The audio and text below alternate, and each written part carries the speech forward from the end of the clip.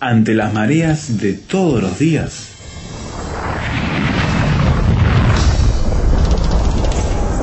Llegamos a tierra firme.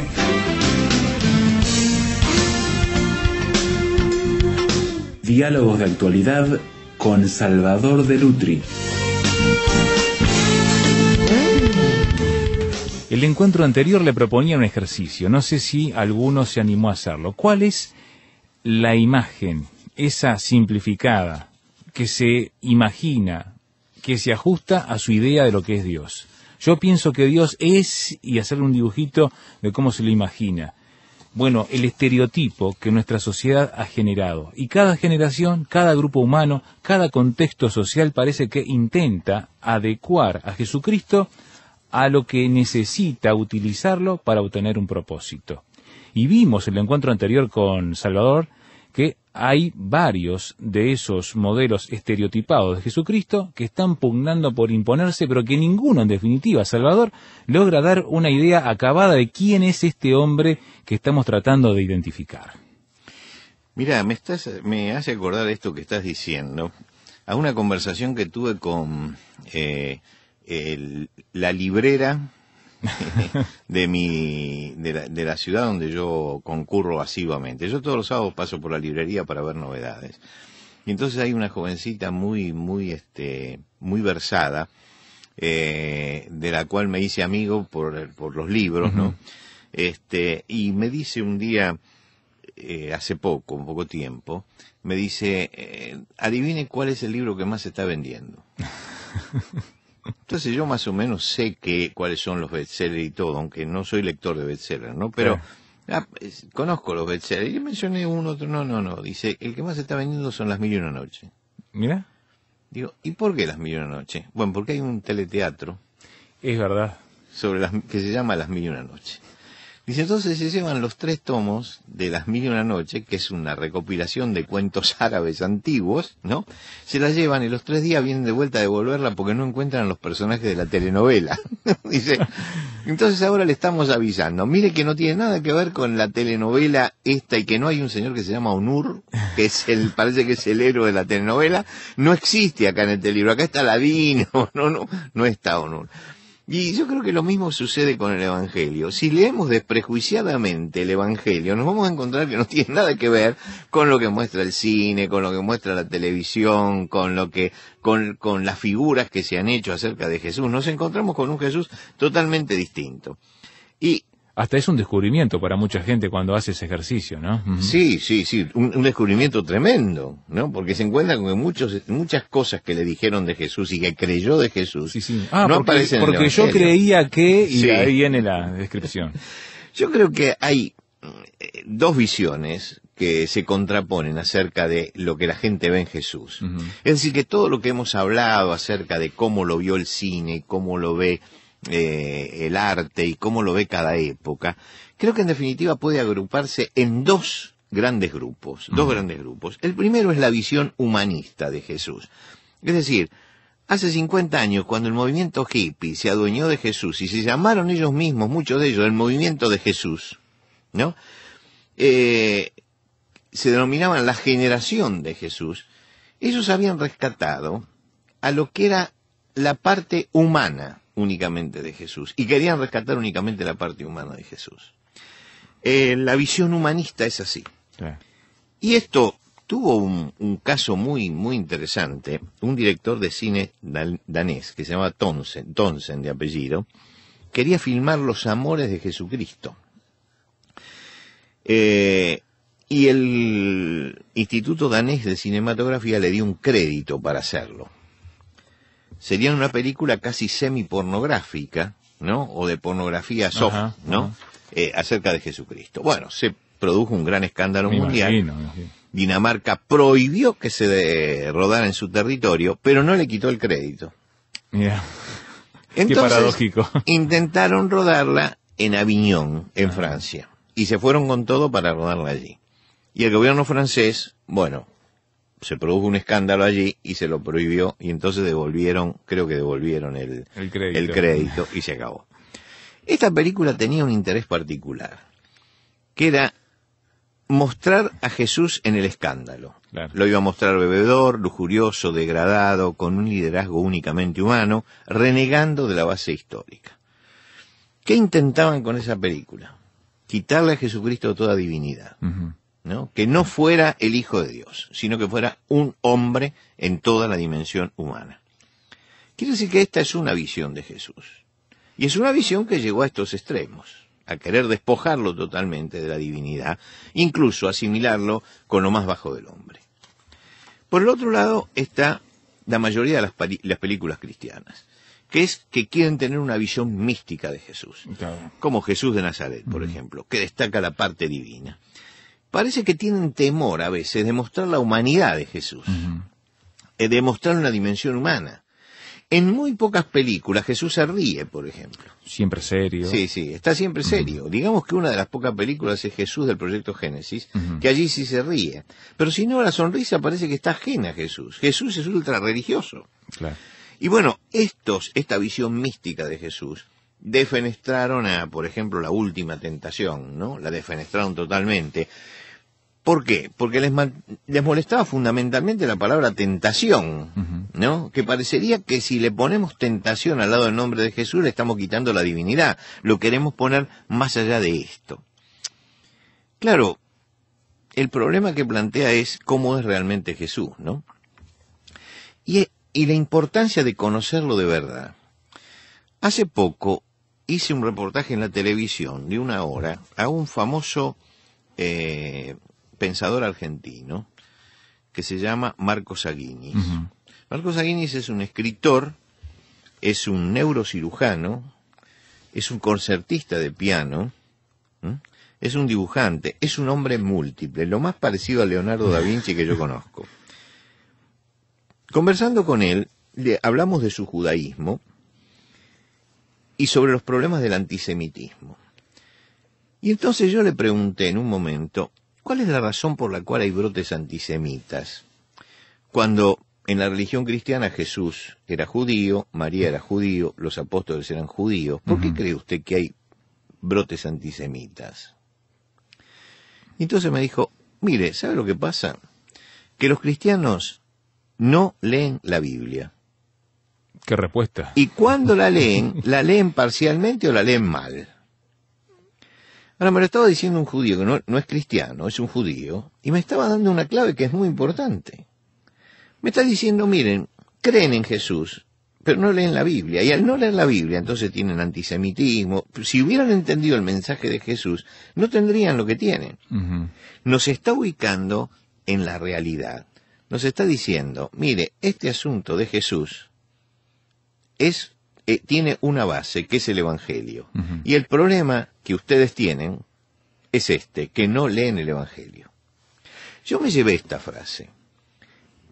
Y tengo que decir con dolor que es verdad. Que no se lee el Evangelio. Que no se lee. Que yo diría que un 95% de los cristianos de América Latina nunca han leído el Evangelio. Eso es una afirmación muy dolorosa, ¿no? Sí. Pero es que lo pregunto, se lo he preguntado a mucha gente, se lo pregunto a los agnósticos, se lo he preguntado a ateos, ¿no? Y yo les digo siempre, mire, yo soy marxista, pero he leído a Marx, ¿no? Porque creo que para uno negar algo, tiene que conocerlo primero. Pero no pueden negar a Jesucristo si no leyeron el Evangelio, que es el documento fundamental sobre Jesucristo. Y lo que me está diciendo el doctor Marcos Aguinis era justamente poner en blanco y negro esa realidad que nos negamos a ver, que construimos Cristos a nuestra medida porque nunca nos detenemos a estudiar a Cristo como Cristo es, nunca nos detenemos en el Evangelio. La vida de Jesús sigue el camino humano y por eso es humano. Es decir, ¿cuál es el camino humano? Nace en un hogar humilde, vive en una aldea de Galilea como tantos pobres de la época, toma el oficio de su padre y trabaja como carpintero, asiste regularmente a los cultos de la sinagoga los sábados, 30 años después pasa de ese lugar y comienza a predicar y la gente se preguntaba, ¿no es este el hijo del carpintero? Decía, ¿no se llama su madre María y sus hermanos Jacobo, José, Simón y Judas? ¿No están todas sus hermanas con nosotros? Es decir, estaban hablando directamente de que lo conocían, de que había familia, de que había un trabajador allí, ¿no? Él la gente conoce el oficio y conoce la familia de Jesús. Finalmente muere, y muere como todos los hombres, agonizando en la cruz, ¿no? Durante los 3 años de ministerio, que están relatados extensamente en los evangelios, se mostró como hombre. Juan relata que pasando por la provincia de Samaria se sentó en un pozo porque tenía sed y porque estaba cansado del camino. Y se sentó allí. Claro. Y eso es típicamente humano, estar en cansancio y sentarse y querer agua. Luego de un día agotador, sube a un barco para cruzar el mar de Galilea y se duerme porque está cansado. En la aldea de Betania tiene amigos, una familia amiga, y Lázaro se enferma y muere, y llora Jesús frente a la tumba. Quiere decir que el Jesús humano está en el Evangelio, no es que no está en el Evangelio. El asunto es que no está solo ese Jesús humano. Sí, porque nos quedamos en el estereotipo y ahí es donde erramos en el blanco para poder definir, entender su persona y su mensaje. Hacemos una pausa aquí en Tierra Firme, estamos con Salvador de Lutri mirando los estereotipos que hemos hecho de Jesucristo. Radio Transmundial Uruguay, 610 AM. Comunicando esperanza al mundo. Radio Transmundial lo escucha. Nuestro SMS es el 091-610-610.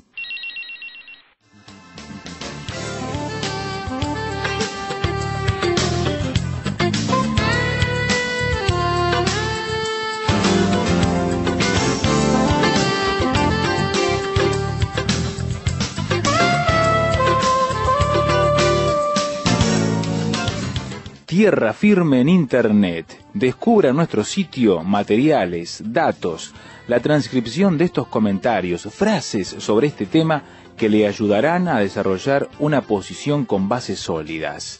Visítenos en www.tierrafirmertm.org www.tierrafirmertm.org. Tierra Firme es una producción de Radio Transmundial.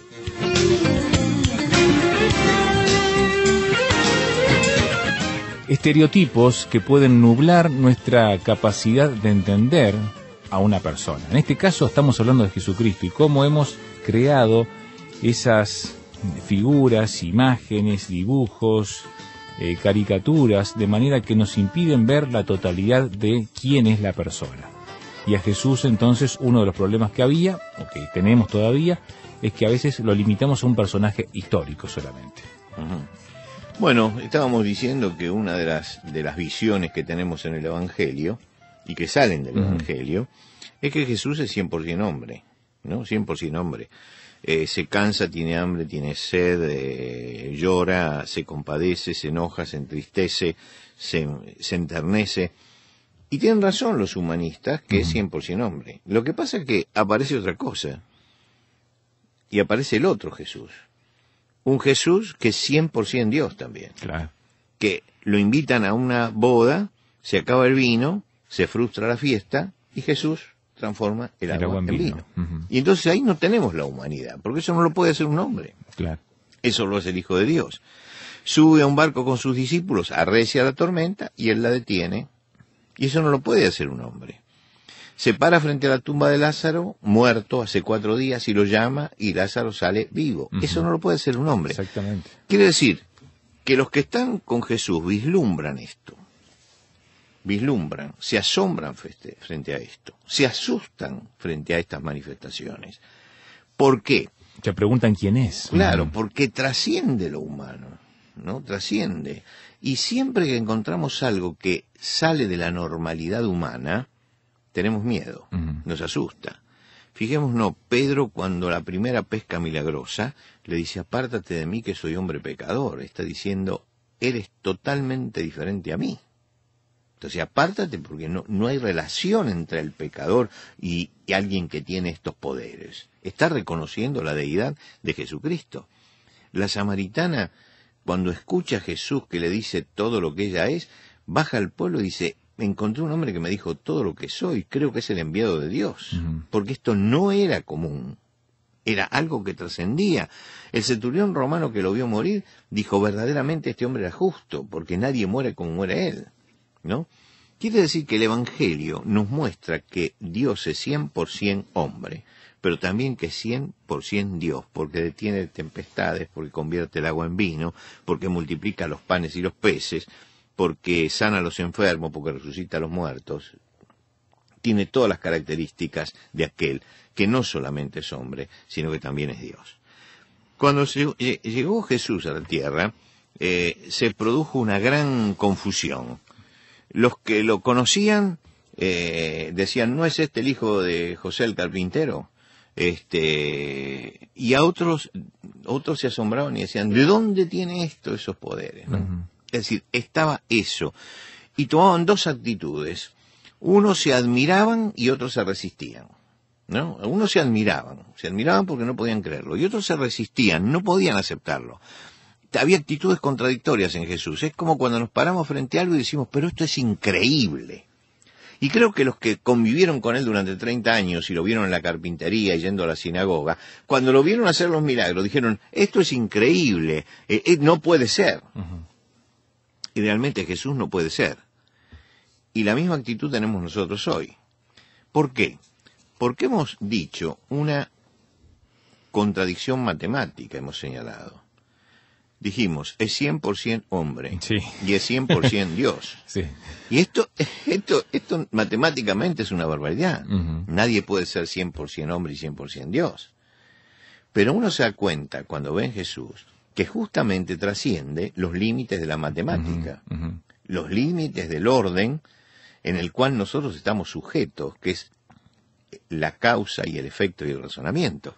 Que cuando yo me enfrento a Jesucristo es 100% hombre y es 100% Dios, y entonces me paro frente a esto y digo lo mismo que decía en el principio. No lo puedo creer. Claro. No lo puedo creer. Sí. Y Jesucristo es así. Es decir, yo lo miro y digo, no lo puedo creer. Es demasiado grande para que yo lo entienda. Sale de lo que el humano puede abarcar en su pensamiento limitado. Trasciende el pensamiento limitado. Acá se marca también un defecto del ser humano, que es un defecto que nos viene desde hace unos siglos atrás, ¿no? Que es el defecto de creer que únicamente existe y es verdadero todo lo que yo puedo razonar o todo lo que yo puedo experimentar. Claro, lo que viene a través de los sentidos, ¿no? O lo razono o lo siento. Pero si no pasa por ese tamiz, ¿no? Entonces no lo creo. Y nos hemos limitado totalmente nuestro mundo así. Porque no todas las cosas, aquella frase que le dice Hamlet a su amigo, hay muchas cosas más en el cielo y en la tierra que no la caben en tu filosofía. Y hay muchas cosas más que no caben en nuestra filosofía de todos los días. Hay muchas cosas que van más allá. Hay un abismo que nos separa de Dios, indudablemente. Hay un abismo tremendo. Y sin embargo hay algo que me acerca tremendamente a Jesucristo porque es hombre. Y por eso Él se constituye en ese nudo que nos une, y en el que une el cielo y la tierra. Porque Él es Dios y Él es a la vez hombre. Y nosotros tenemos que transitar por ese camino que es Jesucristo. Por eso Él dijo, yo soy el camino. Porque vamos de la humanidad para acercarnos al Dios eterno. ¿Y cómo se hace esto? Y bueno, el Dios de la eternidad es el que bajó y se acercó hasta nosotros para que nosotros pudiéramos acercarnos hacia Dios. Era la única manera. La única manera. Es decir, que se hiciera un puente de arriba hacia abajo, ¿no? Y que en ese puente que desciende yo pudiera tomar el camino inverso. Es interesante, le pidieron a Cimabue, que es un pintor del Renacimiento, que pintara la Trinidad, ¿no? Y entonces en Florencia en Santa María Novella, está todavía el cuadro, ¿no? Pintado por él. Yo lo estuve mirando hace 3 años, estaba allí, lo estaba mirando, y es realmente asombroso. ¿Por qué? Porque él plantea, lógicamente él sabía que tenía que ser figurativo lo que pusiera allí. y para ser figurativo dibuja a Dios como un anciano que está sosteniendo una cruz y le está ofreciendo hacia abajo. Ajá. ¿No? Y en medio de la cara del Padre y del Hijo aparece la sombra del Espíritu Santo como paloma. Hasta ahí todo vamos bien, es la Trinidad, Padre, Hijo, Espíritu Santo. Pero lo interesante es lo que pintó abajo de todo. Abajo de todo y fuera del cuadro, pintó un esqueleto como dentro de un sepulcro. Y en ese esqueleto tiene esta inscripción: fui lo que tú eres, y soy lo que serás. Fui lo que tú eres, y soy lo que serás. Es decir, la muerte, allí. Y yo creo que Cimabue tuvo una capacidad tremenda, para interpretar realmente lo que significa que el Padre haya entregado al Hijo, porque lo está entregando en la cruz, que soluciona el problema del hombre, que es el problema de la muerte. Y entonces Dios baja y entrega esa cruz, y entrega al Hijo, para que yo pueda tomar el camino inverso, y desde abajo subir por ese camino. Claro. Es decir, se abre un camino desde el cielo hasta nosotros, para que nosotros podamos llegar a Dios. Cuando entendemos eso, es cuando entendemos realmente cuál es la obra que vino a hacer Jesucristo y por qué Jesucristo fue quien fue. De esa manera, los estereotipos entonces caen. Y nos quedamos con lo esencial. Porque cuando caen los estereotipos, nos quedamos con lo esencial de Cristo, que es su obra, que es la misión que Él viene a cumplir a favor de los hombres.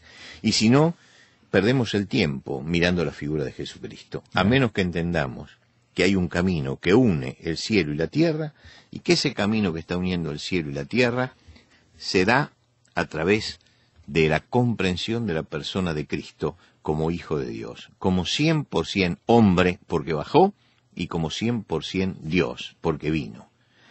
Viene de la divinidad a la humanidad para que la humanidad pueda subir hacia Dios. Y por eso a mí me encantó esta obra de Cimabue, cuando yo veo que él, a pesar de que le dijeron pintar a la Trinidad, puso debajo el detalle. Esta Trinidad se manifiesta y envía a su Hijo y envía al Espíritu Santo, porque debajo está el hombre absolutamente necesitado. Exacto. Y señala el problema real del hombre. ¿Cuál es el problema más grande que tiene el hombre? El problema más grande es la muerte. Ese es el problema central del ser humano. Y entonces, frente al problema de la muerte, él da una respuesta. Y él dice, este camino que se abrió de parte de Dios es para que nosotros podamos subir y encontrarnos con Él. Y si tomamos ese camino, vamos a entonces sí entender quién es Jesucristo y por qué vino Jesucristo.